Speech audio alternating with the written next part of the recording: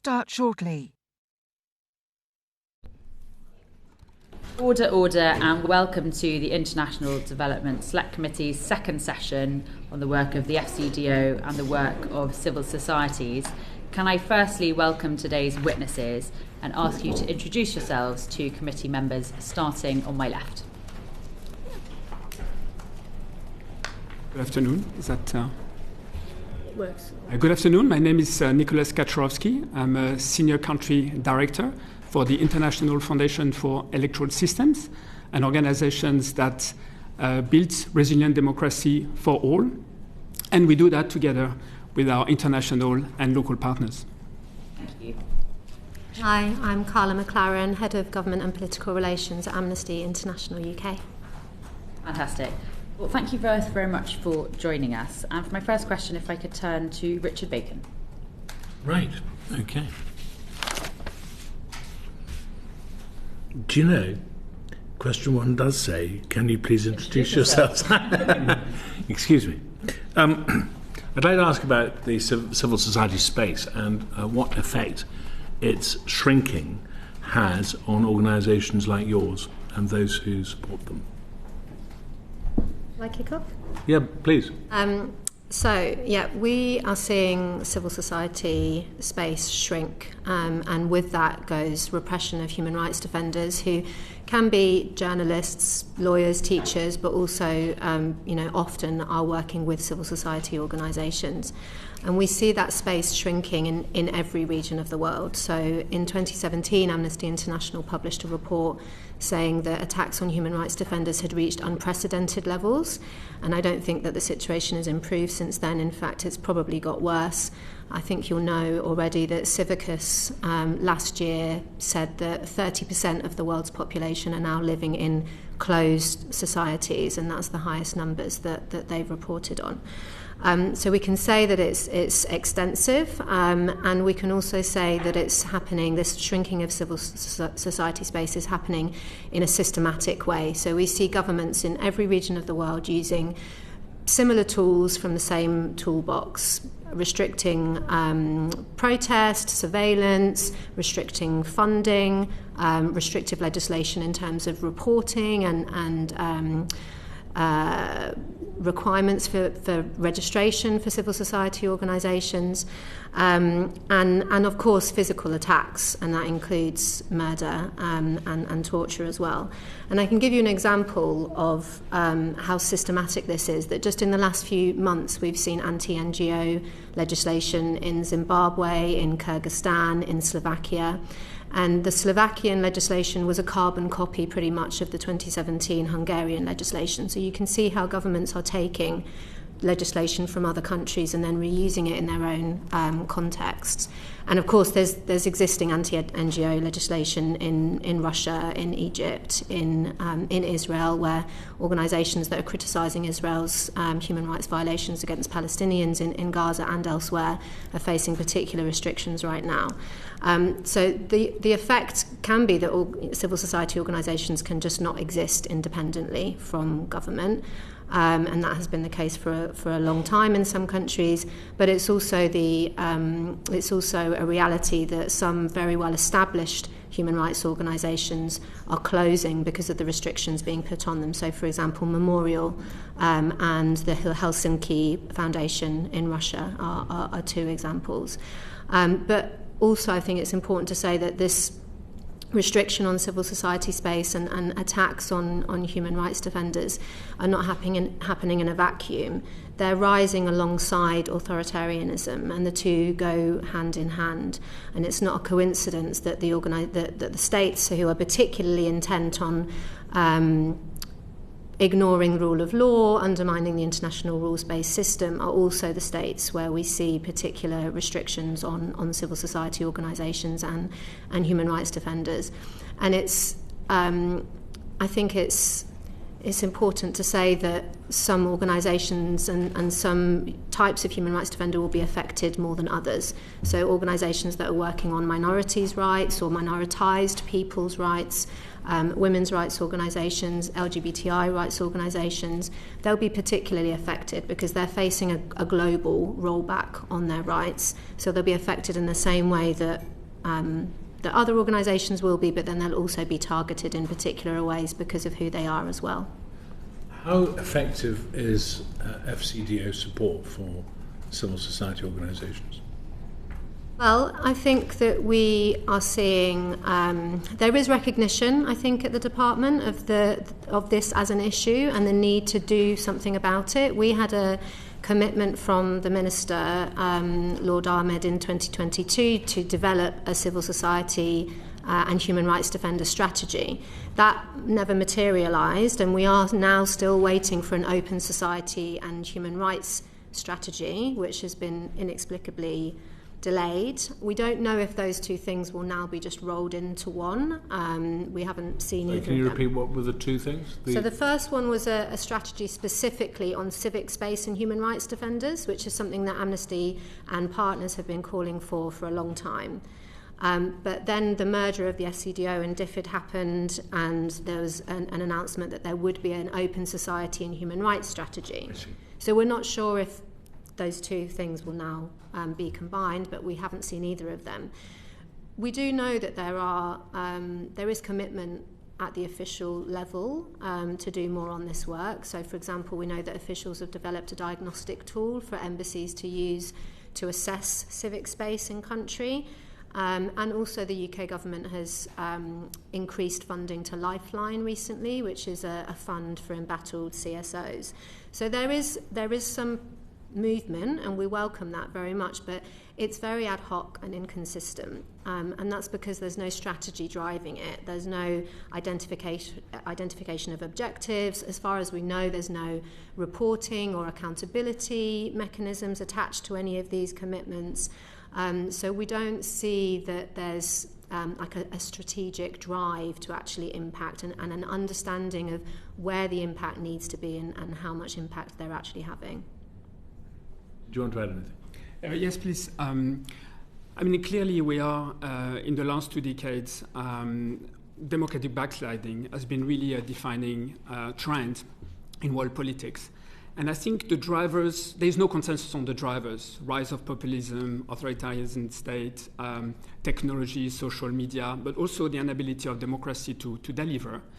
And then there are different methods and tactics being used by those autocratic leaders. But I think there is one point they have in common, which is to relentlessly undermine countervailing institutions, both governmental but also non-governmental. And I think this is where we have to focus our attention to see how the shrinking space impact the work of civil society, and by and large also directly impacting the work we do in terms of democracy promotion. And I think I see a difference. It was mentioned a little bit by Karla, but I'd like to come back a little bit to it. Legal restrictions and administrative burdensome. I mean, we see laws being changed, being increasingly repressive, adding requirements to organizations that don't necessarily have, the capacity, the legal capacity sometimes to understand what the law says. And then it becomes very easy to stop the work of a civil society organization because one small requirements were not done. So this is one way we see, increasing the requirements for registration of CSOs, changing the law, and asking organizations that are already registered to register again. And this is opening the way to actually block the work of certain civil society organizations. The other one is access to funding. We see it also increasingly. We just need to look at the news. And this is without funds, without support from international organizations, then very often the work of civil society has to stop as well. But then when we also think about shrinking space, we think of the personal security of our partners. And how do we safeguard their security? How do we work with them so that they're not repressed or even worse, being in prison? And all that undermines their work What is their work? Their work is to advance democracy, foster and promote rights, human rights, but also foster social cohesion so that our society keep together. And all this work is undermined simply because there is a shrinking space and increased obstacle to the way they deliver their work. Now, what can we do? I think long-term engagement, to me, is one of the solutions. Working with civil society, working on democracy promotion, has to make us modest and humble. But we start by building relationship with our local partners. But this takes a long time. This is not a matter of a few months that a project can achieve. Becoming impactful and sustainable requires a long-term engagement so that our local partners also know that they can trust us, that we're not going to leave the country after a few months of work or half a year. They will see in us reliable and trusted partners so that we can have impact and open societies. And thank you. Can I ask a slightly shorter questions? Because I know members have got lots of questions. Sorry, shorter answers. Kate. Thank you, Chair. I was going to ask Nicolas a question about what IFES offers, but you kind of answered that. I just wanted you to tell us what would be the impact on those countries if the training that you offered wasn't available. So maybe very briefly, IFEX works on 4 pillars, and we're adding one, which I'll come to that because it's very important. One is electoral support. The second one is building democratic institutions. The third one is how do we bring and build inclusive democracies. And the fourth one is how data and technology can serve democracy and not undermine it. And then we are discussing adding a very important pillar, which is building democratic culture. How do we place in our work the citizen in the center of our work? Institutions are important, but citizens are even more important. How can we build a democracy without democrats, without people who have in them the norms, the disposition, the attitude that adhere to democratic principles? And I think if IFES wasn't there, if IFES was not providing support in all these different pillars, I think we'll have societies that are less democratic. And I would like to take one example of a training program that we offer to journalists in Tunisia, funded by the FCDO. That's why I wanted to mention this one. This program was meant to train journalists, but not at the national level, because when we looked at the local system, we understand that national journalism is already so focused and centralized in the capital. So we decided to work with local democracy reporters that we trained.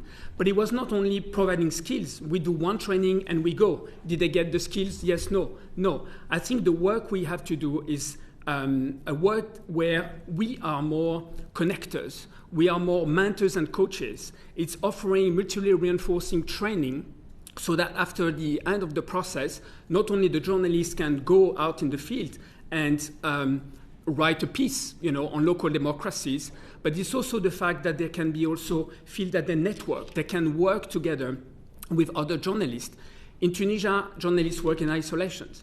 Here, what we tried to do through a platform was to bring together so that collaborative journalism can have a greater impact. And also in the discussion we just had about security, it's so important that journalists feel that they're surrounded. But what we're doing as well is that we use the journalists to mentor others so that we can have a better impact and a better value for money, so that each of the local democracy reporters had to go into their regions to actually mentor about 160 journalists. There were only 30 at the beginning. So this is how we can build impact, by understanding the system, looking what are the level of influence for journalists, and how can we help them do a better job? How can we help them implement their missions, visions, and goals? And it's not only, how do we then measure their performance as journalists, and not only whether they got that skill or that skill. I think we need to change our training approach to be more impactful. Thank you, Nicolas.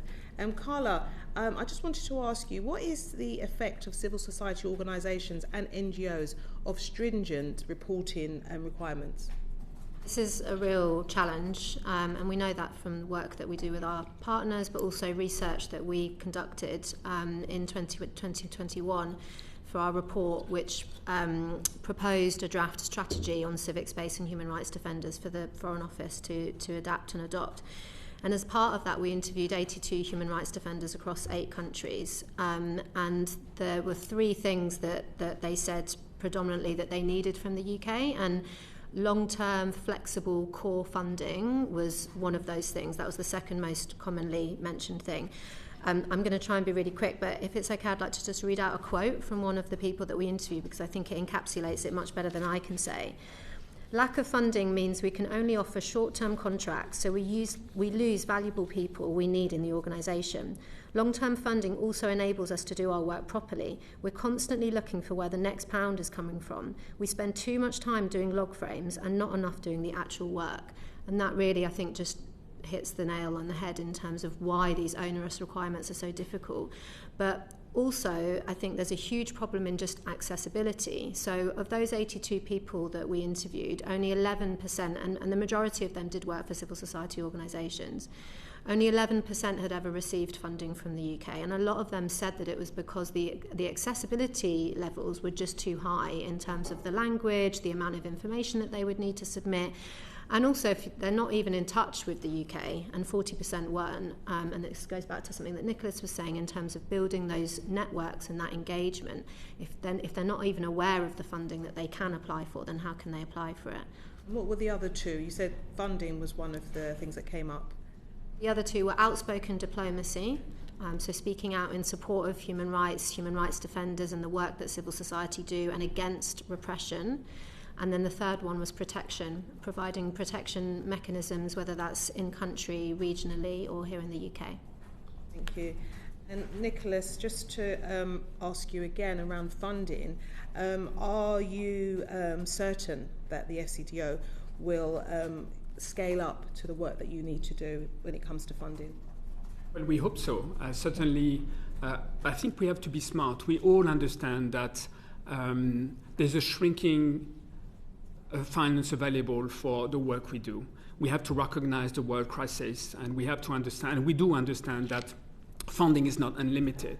But I think we have to be smart in the way we do things. And I think I am personally very convinced that it's not the millions that creates impact. It's a smart approach that creates impact, but also sustainability.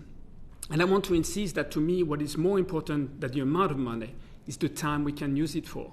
Because building local ownership takes patience, time, relentless effort. Building sustainable program does too.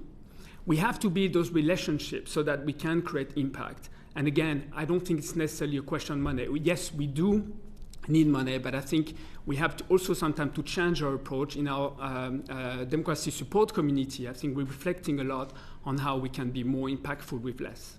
Thank you. Thank you. If I turn to Pauline.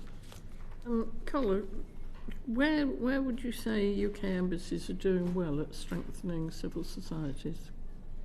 I think we see definitely good practice at the embassy level. It's also where we see nothing very much happening at all. So it's a very good example of this ad hoc, inconsistent approach.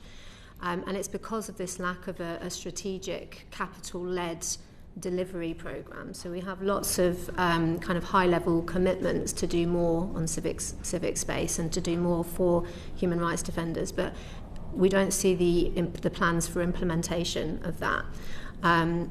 And so, you know, for example, the UK published in 2019 a document called UK Support for Human Rights Defenders, which set out a whole range of actions that embassies could take.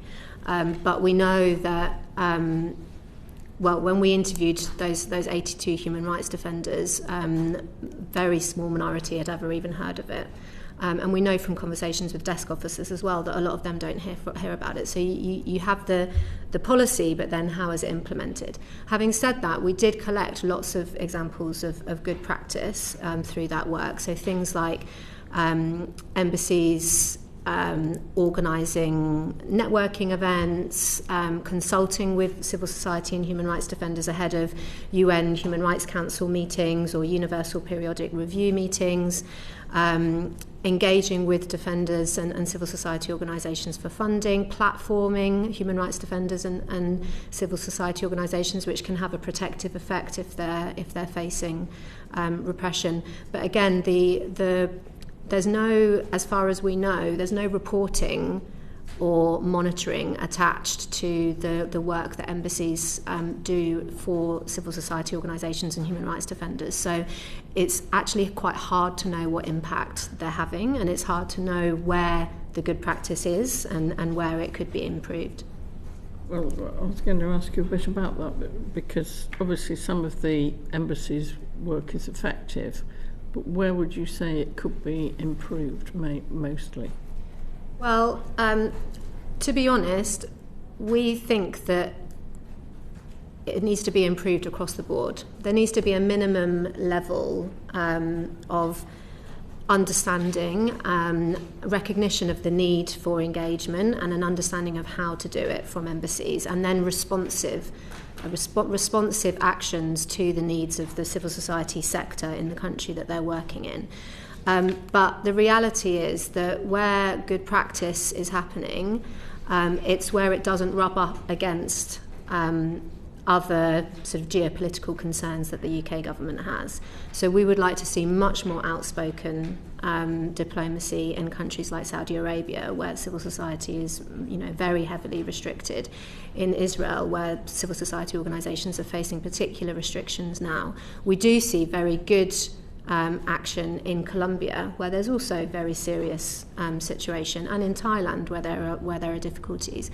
But the problem is that this inconsistent approach means that it's actually very easy for states to levy a charge against the UK that they're politicised, that it's political, because it is. They're choosing the states where they take action based on other concerns, rather than having a consistent approach which they can then explain to their allies that that's why they're taking that action, because they take it in a uniform and consistent way. Thank you, Pauline. If I could turn to Rosanna. Thank you. So thank you both for coming and for really painting the really stark picture for us, very honestly. Can I ask you, Karla, please, what is your assessment of the FCDO's approach to protecting human rights defenders?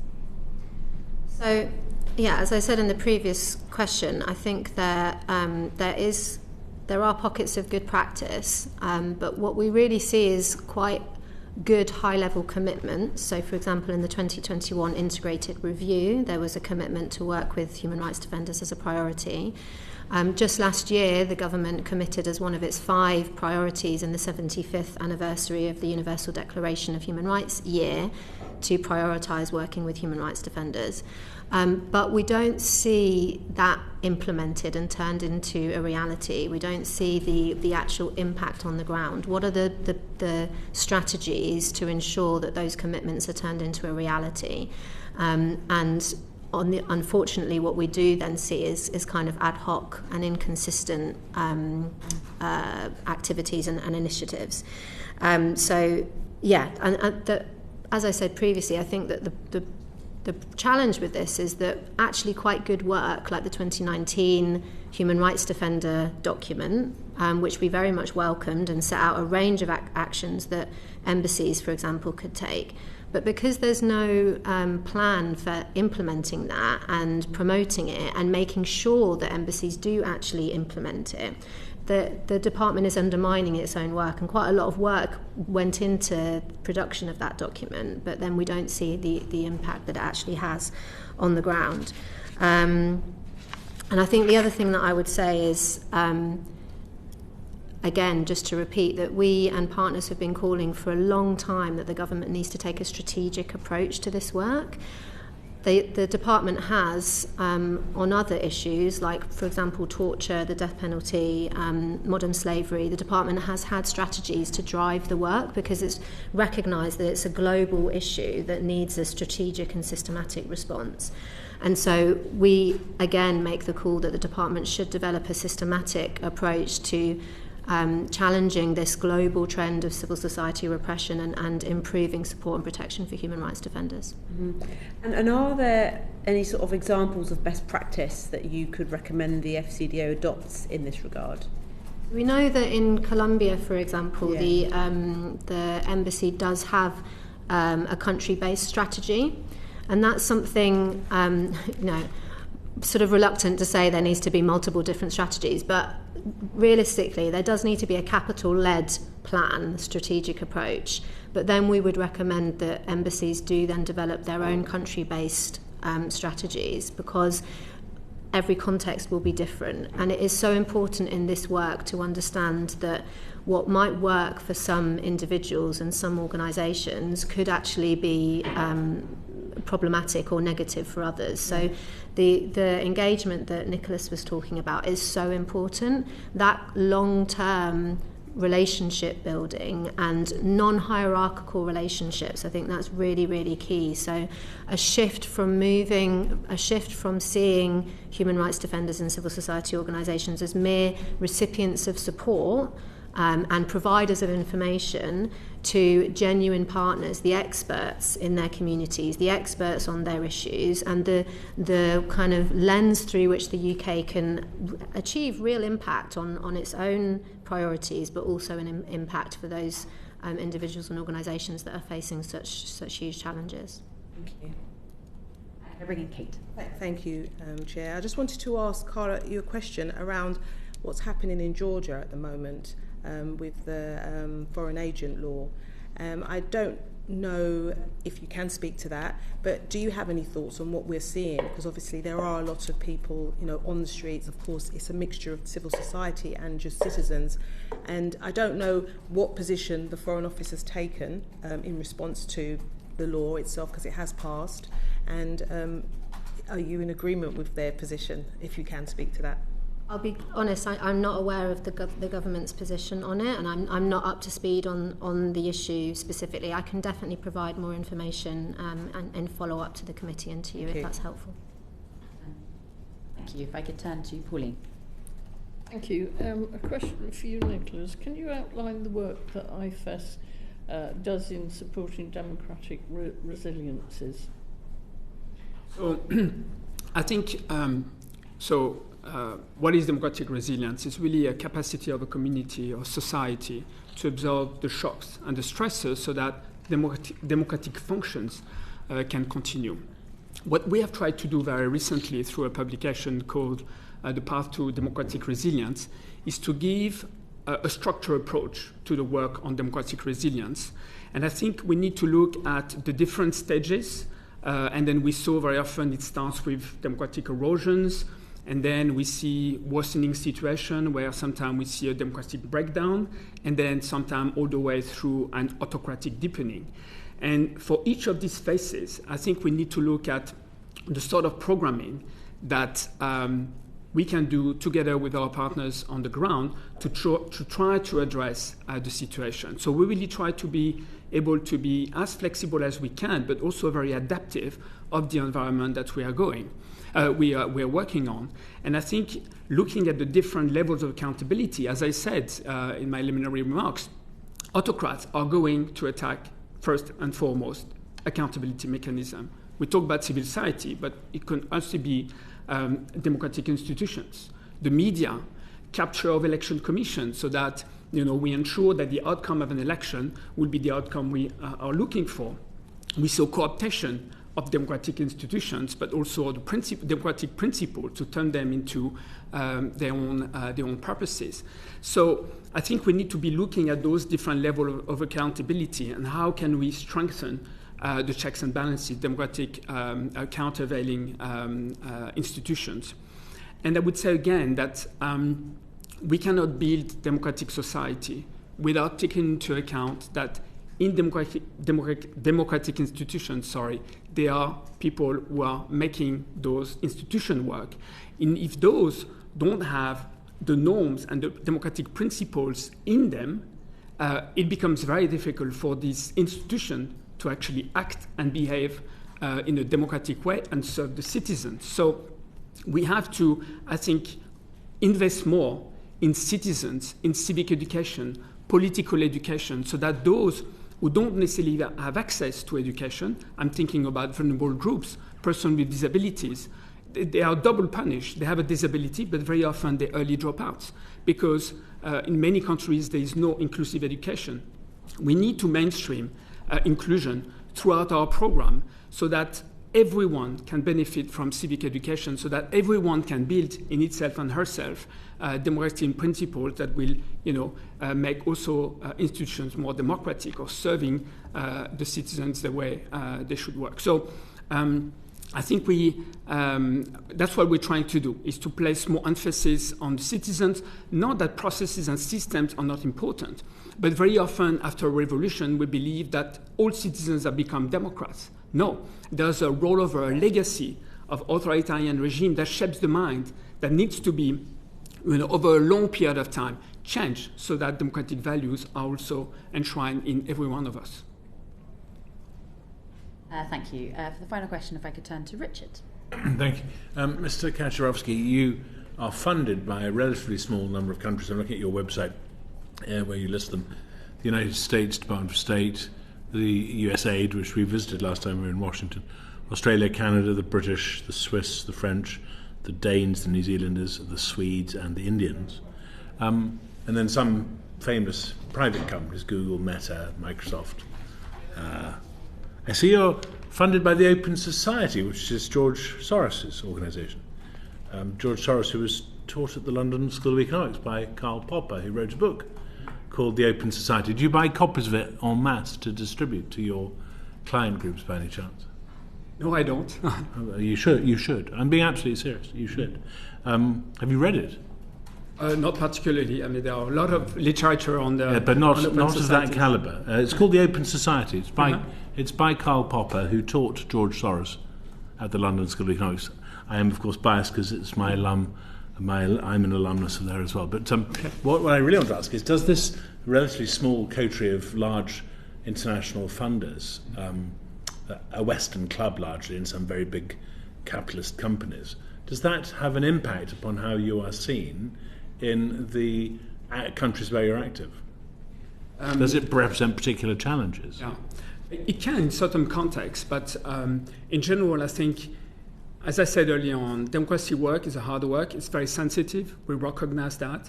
I think we have to be modest and humble in the way we're doing it. I think that also raises the issue of the branding policies of each of our organizations and founders. We always try to discuss that so that we make sure that we do no harm, we safeguard our local partners, and we make sure that we provide them training as well to make sure that they understand what the risks they are taking. They also create in their own organization the procedures, but also the system in place so that they feel protected.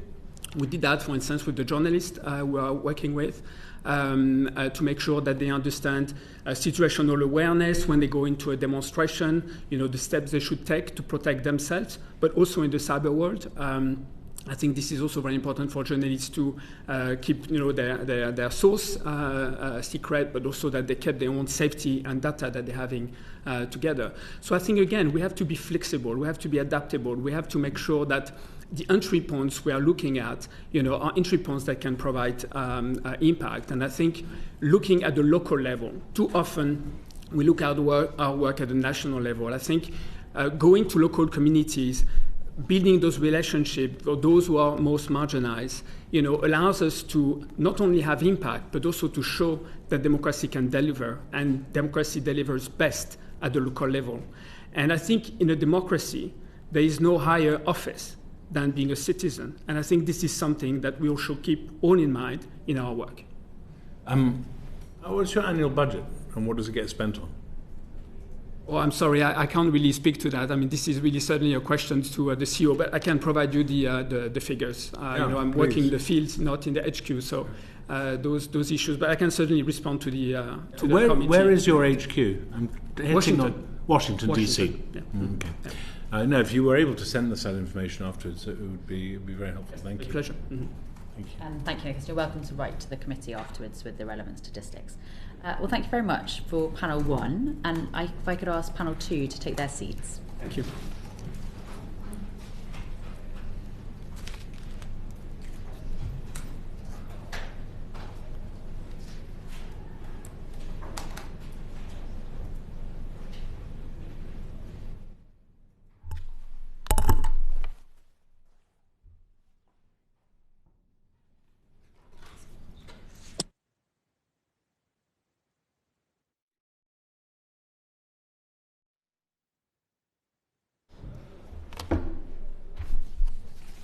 Thank you very much.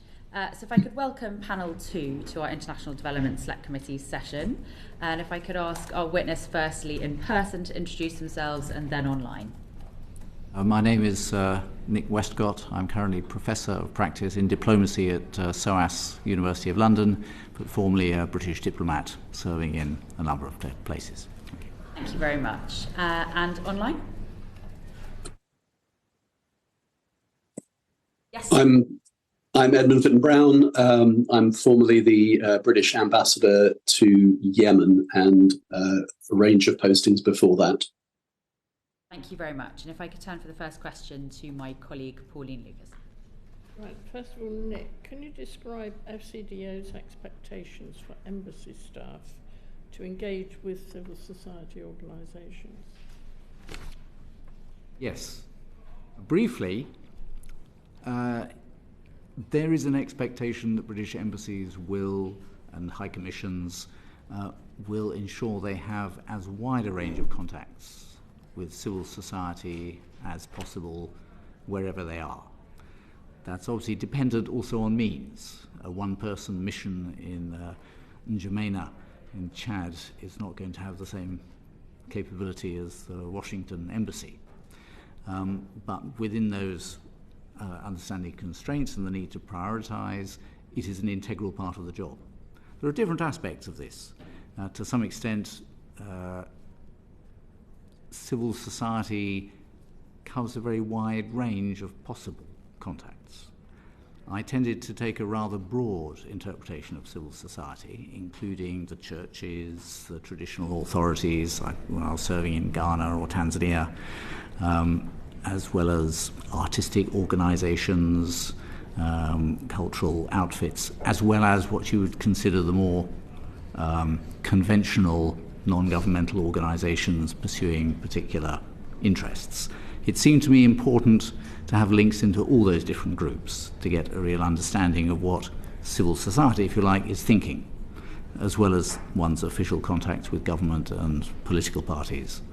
So, from my point of view, and I think the FCDO encouraged this, the aim was to get as wide a range of contacts and views as possible. That is distinct then from specific support to aspects of civil society, where it varies enormously from country to country what the expectations are. And that depends really the range of business and the state of relations and the form of government in each of the countries that you're serving in. So in some countries like Ethiopia, I had a lot of dealings with, there was an expectation to be quite actively involved in supporting civil society because there was a demand for support. In a country like Ghana, where I was High Commissioner, there was an expectation you'd have a wide range, but there was less need for support, because it was a relatively open and liberal society. A country like the US, it's almost impossible, because the range of people you could have contact with is so vast, and it is, at least at the time I was there, quite a robust democracy. I think still a robust democracy, but you could spend your life running around talking to a myriad of different organisations. Not to say that it's still not important to have that contact, but there's no need for support. They are fully self-supporting. Thank you. Edmund, did FCDO/DFID provide guidance? Did it exist, and on who you should engage with and how? Do you mean during my time working on Yemen, or do you mean more broadly? More broadly. I mean, I would say, in terms of guidance, I mean, as was just observed, it would be very difficult to write one size fits all guidance for the full range of embassies that we have, because the resources and the tasking and the environment of each is very different. We had, I would say that we received very good, very easy guidance when we sought it. But to a large degree, we had the freedom to work out for ourselves how best to discharge our functions in the field, and under the supervision of the ambassador, you would have a great deal of autonomy. But of course, you would be in organic daily contact with both the Foreign Office and also DFID and other stakeholders in such a way that you would very rapidly realize if you were not hitting the right buttons. Then more specifically in Yemen, did that differ very much from other places you've been? So Yemen was really sui generis. It was very, very different from anywhere else that I served, partly because it was a crisis-ridden country for a very long time, partly because of the high threat environment. It was really the only place where I was concerned with, not directly serving, because as you know, I had to operate from Jeddah during my time because of the civil war in Yemen. But I was familiar with what was happening in Yemen before the embassy evacuated as well. And then a third point would be the Arab Spring, which was a bigger deal in Yemen than it was in many other places, or at least it was a process that for a while seemed to be leading in a very positive direction. And the Yemenis wanted the help of the international community. So ambassadors, both before I took over and to some degree, even when I was ambassador and we were in exile, we were very active participants in what the Yemenis were trying to do. There was none of the sort of distance that often does apply between a government and a diplomatic community. And so I was very closely following, because I knew I was going to be taking over as ambassador. I was very closely following the national dialogue that the Yemenis conducted, which for a while looked like an extraordinarily advanced piece of consultation for the region. But of course, ultimately it failed, and it was overwhelmed by the Houthi advance. And Nick, if I could come back to you, in your experience, is it effective for embassies to utilise the private sector when they're seeking to strengthen civil society across the host countries? That's quite a tricky question, because it varies from circumstance to circumstance. But to take a couple of practical examples, when I was serving in Ghana, we would work quite closely with businesses, particularly those that had links to the UK, who had networks throughout the country. A company like Unilever that was very much into retail distribution. And they would be able to tell us, obviously, about the economic situation, but because they had a network throughout the country, they could also tell us if there were particular tensions, problems. Occasionally there were civil disturbances on ethnic grounds or religious grounds in some areas, and they would very often be a source of information about that and who we should contact in that area.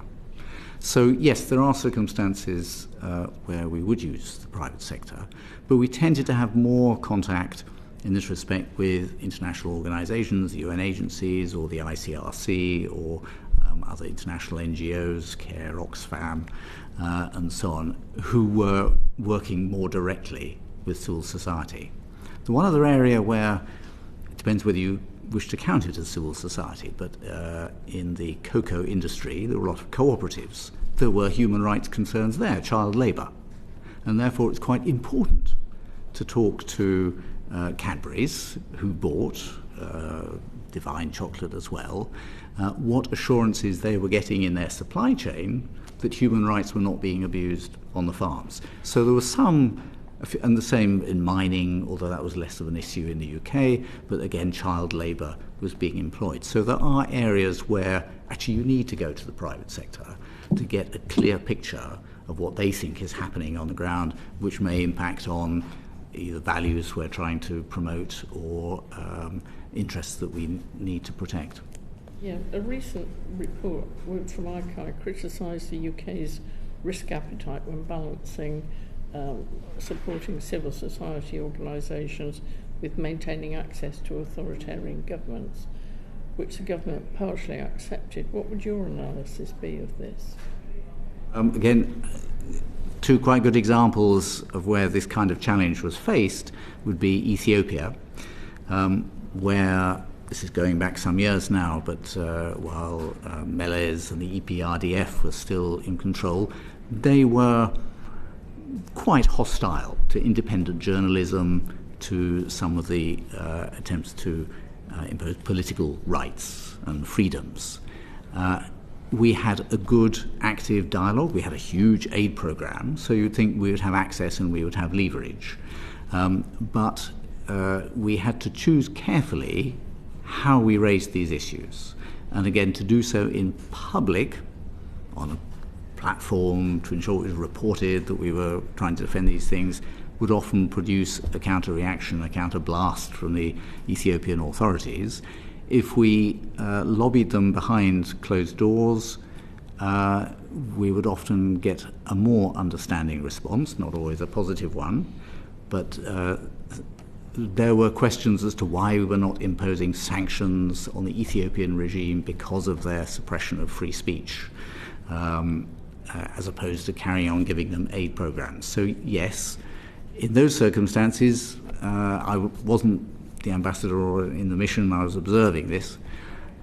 There was a debate that went on as to what our interests in Ethiopia were. Should we continue with the aid program because we were successfully helping the government improve education, alleviate poverty, expand the economy, despite the suppression of free speech? Or should we suspend all activities until free speech had been fully granted?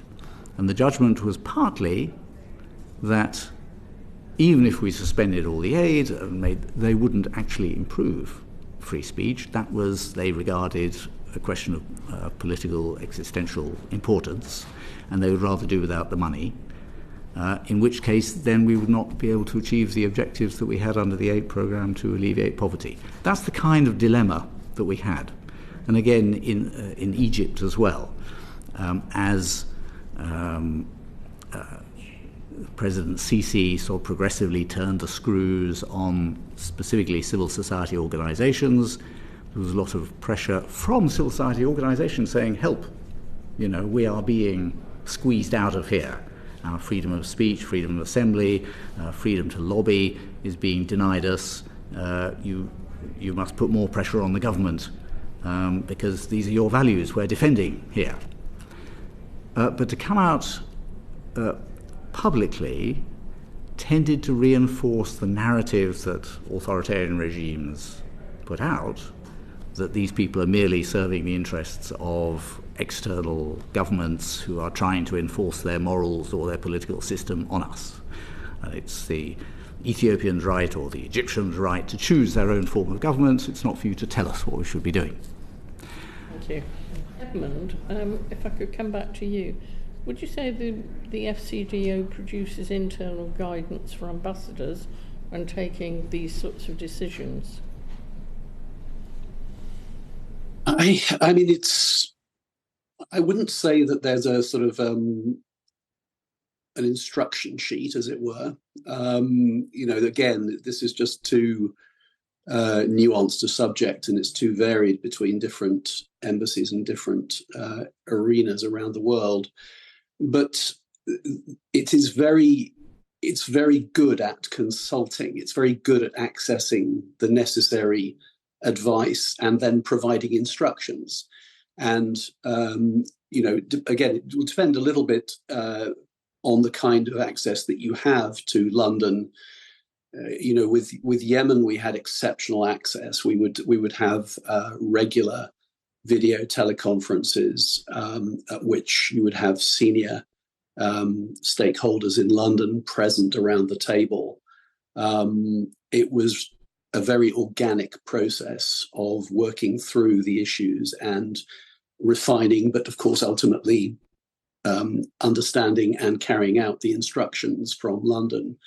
It would be very different if you were talking about a more remote, a smaller embassy. It would be rather more of a one-size-fits-all solution if you're just trying to sort of manage with, an ambassador and one assistant or something of that kind.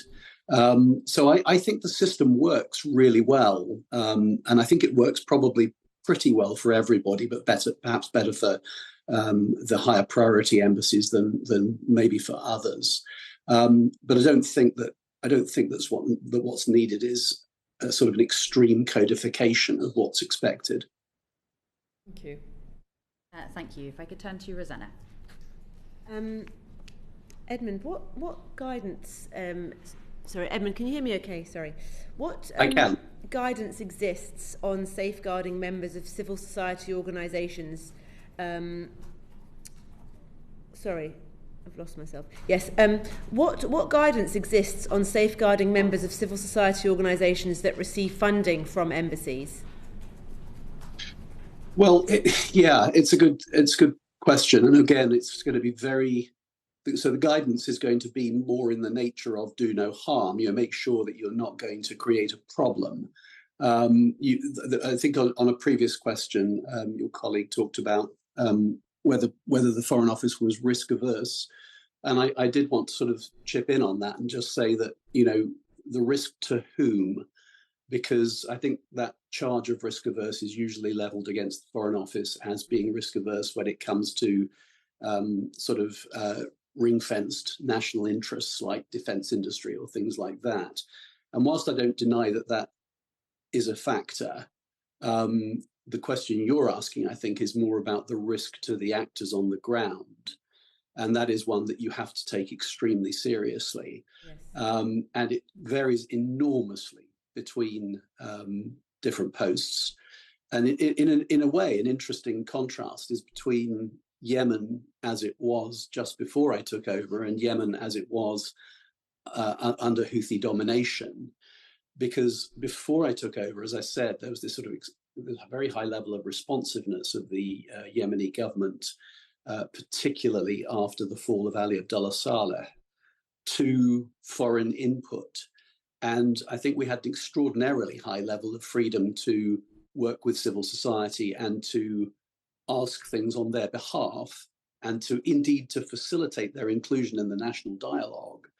And I would say that we felt that there was very little risk involved in that because the Yemenis were inviting it. Later, when the Houthis were in Sana'a and we were in Jeddah, we, of course, had to be extremely careful about engagement with anybody who was either directly or through family ties under the threat of reprisals from the Houthis. And that included our own former staff, because, of course, we kept on our staff for a little while, but there were rules that were applied wherever we had to evacuate, and that included Libya and Syria. So we had standardized processes for how long we could continue to employ staff and then the terms on which we had to let them go.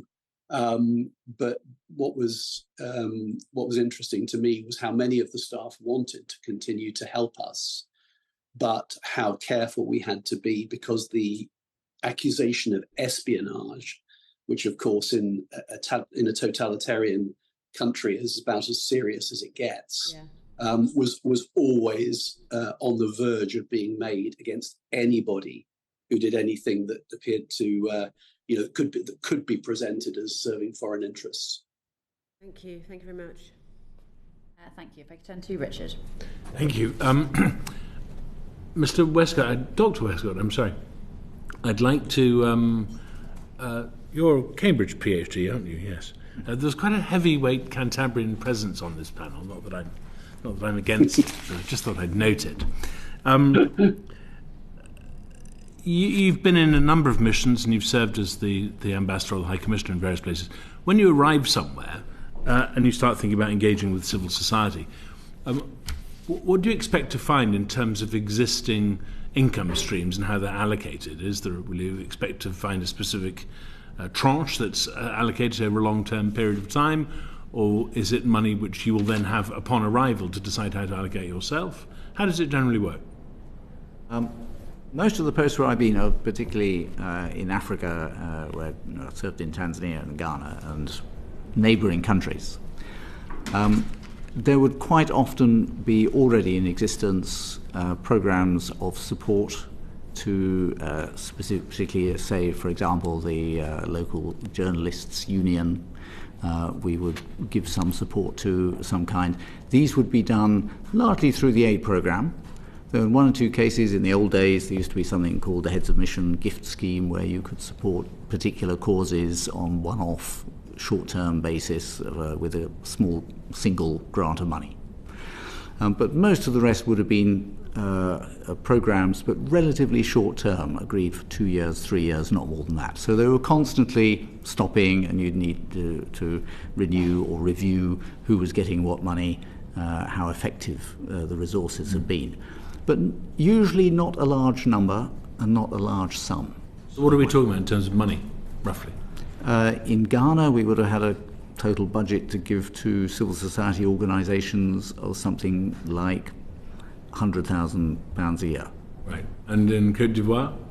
In Cote d'Ivoire, less, because right. I was only there occasionally. We had... I don't remember us supporting any civil society organisations there. We tended to work with UN and other agencies. Right. But I believe we made a one-off grant to a church organisation for observing the elections in 2000. Mr. Fitton-Brown, what's your experience in relation to funding streams?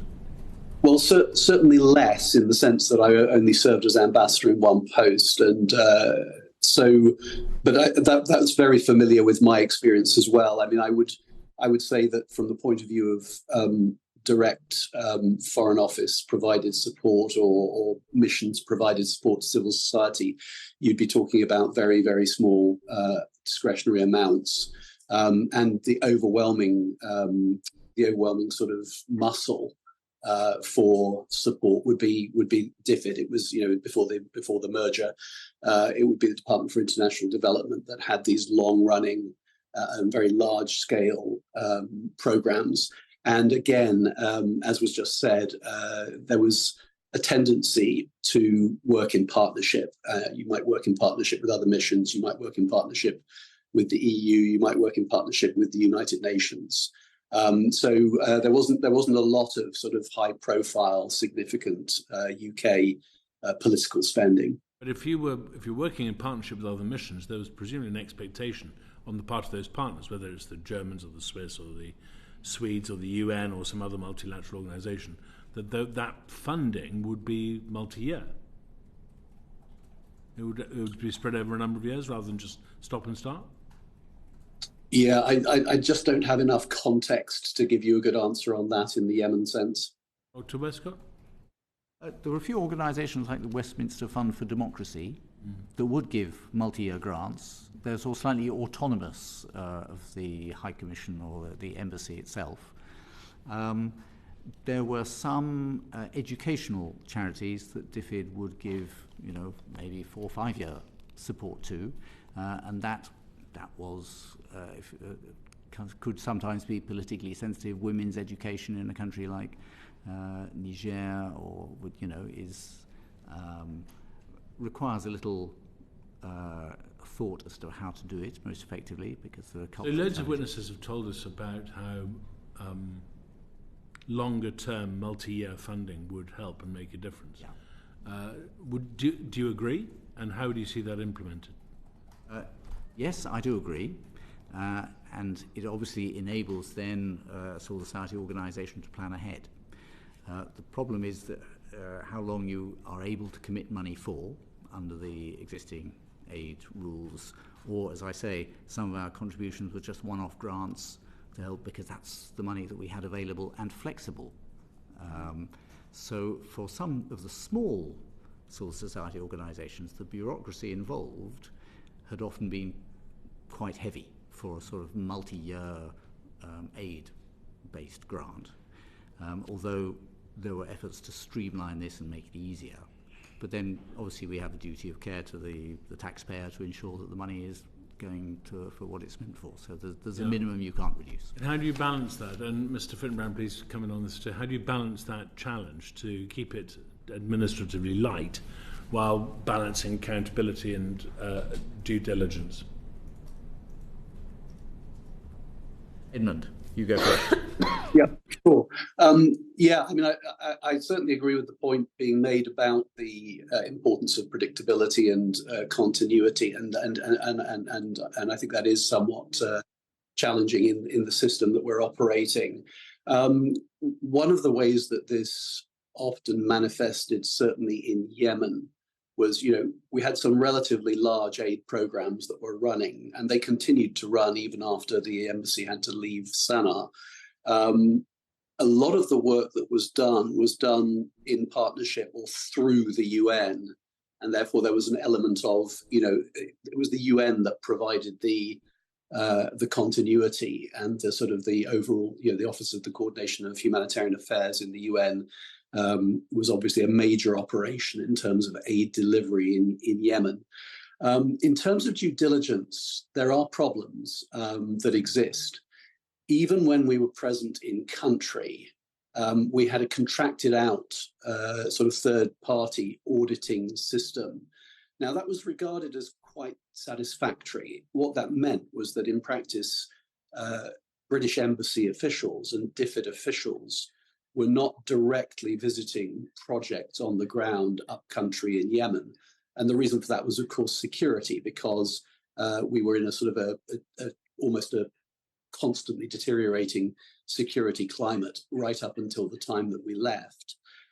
So even when we were in country, if you had a major project that was running, 500 miles away, you weren't going to be able to visit it. So you had a system through third-party auditing, and that was regarded as working relatively well, and therefore didn't change greatly after we left, and the operation was then being run from outside Yemen. But there are concerns over the perverse incentive to continue to deliver and to accomplish delivery of humanitarian aid.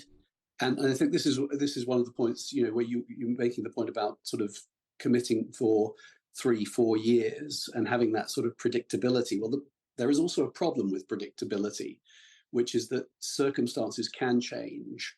And if there's anything wrong in the audit chain, anything wrong in the supervision chain, there is a risk that the priority to complete delivery and to complete spend it's quite hard to override that and say we've lost confidence in this project and we're going to pull the plug on it.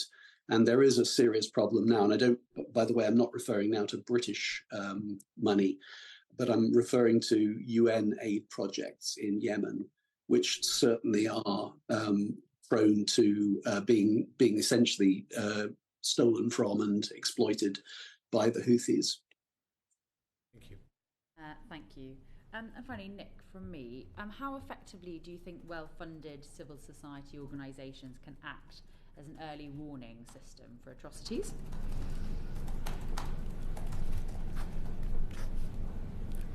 Or not, as the case. Yes, they can do. I'm just thinking, the best example I can think of is actually in Ethiopia, where before the civil war broke out with the sort of secession and then war with Tigray, there were civil society organizations, and in fact the semi-official Ethiopian Commission on Human Rights were saying, you should be worried about this. Tension is very high. There could be an outbreak of fighting. And were saying this to us. That's a wholly local organization, purely Ethiopian. I think they did receive some grants, not from the UK, but from some other organizations and governments. And they were doing a fantastically good job and had actually continued through the war to collect evidence of atrocities by both sides, and are still operating to this day, acting very bravely. I see Edmund has views on that too. But that is an example where, yes, they can act as early warning systems. Edmund. Yeah, no, I mean, I completely agree with what you just said, and I want to underline it. One of the sad realities of working in an embassy in a capital with a government is that you will be told what they want you to know. And of course, it is the responsibility of the embassy to do better than that and to make sure that it's providing a balanced understanding to all of the stakeholders in London. Now, let me just take an example where happily we're not talking about atrocities, but we're talking about, if you like, a sort of a risk factor. Egypt, where I served multiple times. You have a government in Cairo, and this has been true, it's true now, and it was also true back in the 1990s when I was there, where the default setting is to reassure. No matter what diplomats come to the Ministry of Foreign Affairs or the Ministry of the Interior or any other ministry and ask about, should we be concerned about this? What about this risk factor?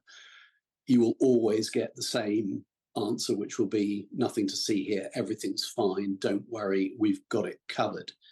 And some of the time that's true. And then some of the time it's not. And this is not manifested with atrocities in Egypt. I hope it never will. But it certainly can happen with sort of, if you like, low-level outrages, like, abuse of Coptic communities in some parts of the country. It's more notable with things like terrorist activity and the risk from groups like Jamaat Islamiyah or Egyptian Jihad or later ISIL. And that absolute default of the Egyptians not to tell you, and then all of a sudden something goes spectacularly wrong, like, the attack on the temple in Luxor, or the downing of the aeroplane, those sort of things. And then, of course, the embassies and governments all lose confidence in the Egyptian government because they don't believe that it will tell them anything. It won't give them any kind of early warning. Well, now, of course, the Egyptian government would not want you to be using your civil society contacts for early warning, but it's obvious that they do potentially supply that early warning. And it's one of the reasons that we always have to push the envelope in terms of maintaining contact with civil society. And I mean civil society around the country as well. I don't mean just in the capital, because part of the issue is to what degree are you able to keep out your sensors, your tripwires, not just in the capital, but all over the country. So subject to that risk issue, subject to not putting people in harm's way, not having people arrested for espionage, then you must use civil society for that purpose. And just finally, to pick up on that, so you've mentioned obviously the government may not tell you what's going on and you're relying on civil society, but do you think it's realistic to be expecting civil societies to be the early warning system, given obviously some of them are very small charities and they don't have a huge amount of resource? So it's not, of course, it's not the whole answer. It's only part of the answer. And embassies are complex things. I mean, if you think about a medium-sized embassy, you're going to have a commercial department, you're going to have consular department, you may well have the British Council present. So you're going to have a lot of access. I mean, some of this can be accessed. I think we're also talking about private sector today. So, if you simply think about the value of big business contacts, and those people also usefully are often very well insured against risk themselves. So they're so well connected in the government that they actually have the license to talk in a way that perhaps some more beleaguered activists do not. So it's all part of a bigger picture. And that bigger picture, of course, also includes intelligence. You need all of that stuff operating if you're going to see things coming. Thank you. Yes, come to Nick. And any of my colleagues have any other questions? Go ahead, Nick. Just going to build on that. Another example where civil society organisations were able to give early warning is in relation to Boko Haram in Nigeria, where again civil society groups were warning this is a very serious situation, the government is losing control, insecurity is spreading, kidnappings are happening, long before the government would admit that the situation was as serious as it obviously became. That enabled the UK to raise it with the government. Didn't necessarily get as positive a response as we could, but had we and the civil society organisation couldn't really make that public. They would come to the High Commission and say, we want you to know, because we are very worried about this. We can't say so in public because then we'll be sort of excluded from the area or whatever, and we want to carry on helping people in that area. But can you raise this, please? So having those links with civil society where they feel free to come and talk to you and give you this kind of early warning then enables us to take action that may try and diminish the risk of outbreak of violence. Thank you very much. Well, can I thank all of our witnesses for coming in today. Order, order. I call this meeting to a close. Many thanks. The proceeding has ended.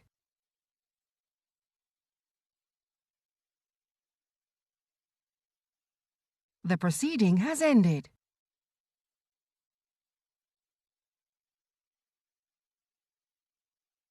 The proceeding has ended.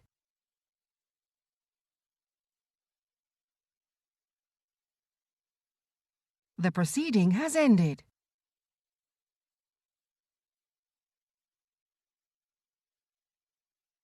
The proceeding has ended.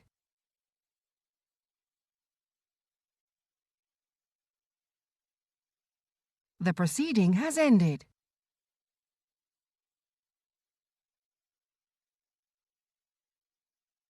The proceeding has ended.